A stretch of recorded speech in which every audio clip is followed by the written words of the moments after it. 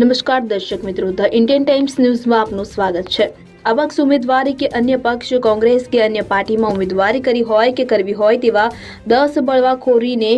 Bharatiya Janata પાર્ટીમાંથી suspend કર્યા। છોટાઉદેપુર જિલ્લા પંચાયત અને તાલુકા પંચાયતની ચૂંટણી યોજાવાની હોય કે જે અંતર્ગત ભારે ખેંચતાણ ચાલી રહી છે અને અંદર ખાનગી અન્ય પક્ષના ઉમેદવારોને સપોર્ટ કરવામાં આવી રહ્યો હોય તેવી ચર્ચાઓએ જોર પકડ્યું છે,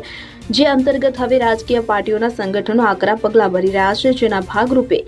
ભારતીય જનતા પાર્ટીના 10 જેટલા કાર્યકર્તાઓને પક્ષમાંથી જિલ્લા ભાજપ પ્રમુખ ઉમેશભાઈ રાઠવાએ સસ્પેન્ડ કર્યા હોવાનો લેટર જારી કર્યો છે। ભાજપમાં રહી ભાજપ વિરુદ્ધ કાર્યકર્તા 10 જેટલા કાર્યકરોને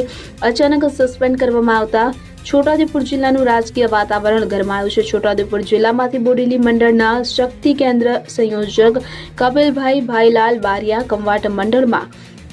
રાઠવા મુકેશભાઈ દલારિયાભાઈ, જિલ્લા કિસાન મોરચા મંત્રી કદવાલ લીમજીભાઈ દપલાભાઈ રાઠવા સક્રિય સભ્ય, કદવાલના સમંતસિંહ પર્વતસિંહ બારિયા સક્રિય સભ્ય, કદવાલના અમિતભાઈ રોશનભાઈ હરિજન સક્રિય સભ્ય, કદવાલના દશરથભાઈ ચહેરભાઈ રાઠવા સક્રિય સભ્ય, કદવાલના રાઠવા ધર્મસિંહ પર્વતભાઈ સક્રિય સભ્ય, સેંખેડાના અરવિંદભાઈ ઈશ્વરભાઈ બારિયા, સંખેડાના વસાવા લક્ષ્મણભાઈ નટુભાઈ પૂર્વ એસટી મોરચા મંડળ, સંખેડાના અરવિંદભાઈ ઈશ્વરભાઈ બારિયા સંખેડા મંડળ મંત્રી અને કંવાટ મંડળના ભીલ માલસિયાભાઈ જાનિયાભાઈ સક્રિય કાર્યકરને ભારતીય જનતા પાર્ટીમાંથી સસ્પેન્ડ કરવામાં આવ્યા છે। સસ્પેન્શન લેટરમાં જણાવ્યા પ્રમાણે ગુજરાત પ્રદેશ પાર્ટીના અધ્યક્ષ જગદીશભાઈ વિશ્વકર્મા તથા શિસ્ત સમિતિની સૂચના, જિલ્લા ભાજપ સંગઠનના નિર્ણય અનુસાર સ્થાનિક સ્વરાજ્યની ચૂંટણીની પ્રક્રિયા દરમિયાન